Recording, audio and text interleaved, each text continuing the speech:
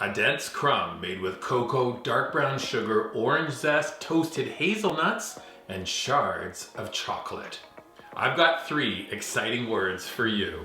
Chocolate, hazelnut, biscotti. Now, although you might be able to find something similar at one of those fancy coffee stores, forget about it. Because in just 5 simple, straightforward steps, I'm gonna show you how to make biscotti that are way more flavorful than anything you'll buy in the store. Now, to get started, we're gonna start with step 1. We're gonna prepare the hazelnuts and the chocolate. Let's turn the oven on to 325 degrees. I'm taking 1 cup of raw skinned hazelnuts, spreading them out onto a parchment-lined baking tray. They go into the oven to roast for 20 minutes or until they get lightly browned and fragrant. Now, if you're using hazelnuts with the skin still on, bring them out of the oven, then just grab like a dish towel, place them into the dish towel, gather them up, let them sit for about 5 minutes, and then just rub them. That'll release the skins and you're gonna be able to continue.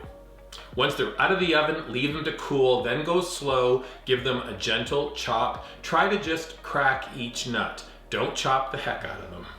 I'm happy to announce this recipe contains chocolate, 1 cup dark chocolate chunks.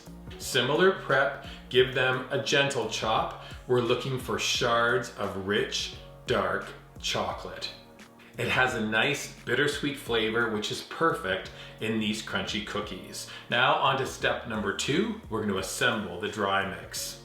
I'm combining 1 3/4 cup of unbleached all-purpose flour, 1/3 cup of cocoa powder, 1 tablespoon of extra fine ground coffee, 1½ teaspoons of baking powder, ½ teaspoon of baking soda, and ½ teaspoon of kosher salt. Stir the dry ingredients together, then tap, tap, tap. We're gonna pass the dry mix through a fine sieve. And just like that, we're already on to step 3, time to make the dough.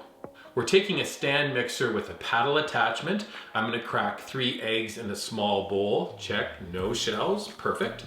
Then pouring the eggs into the bowl of the mixer, blend them up for about a minute. Then we're adding 2 teaspoons of pure vanilla extract and the zest from 1 orange. With the machine running on low, we add 1 cup of dark brown sugar and add the dry mix little by little. Right about now, I just want to tell you, don't freak out. It's supposed to be a very sticky dough. Just keep going. We're adding the chopped hazelnuts and then the shards of chocolate. Run the machine for just a minute to combine everything together. Next, step 4, we like to call this log rolling. Lightly flour your work surface, turn the dough out, flour your hands a little bit, and then divide the dough into 2 equal-sized clumps. Roll each piece of dough into a long log shape, about 12 inches long, 1½ inches wide. We're gonna transfer the logs onto a parchment-lined baking sheet. Make sure to leave about 3 inches of space between them. Bonus, I'm adding a little sparkle of sugar.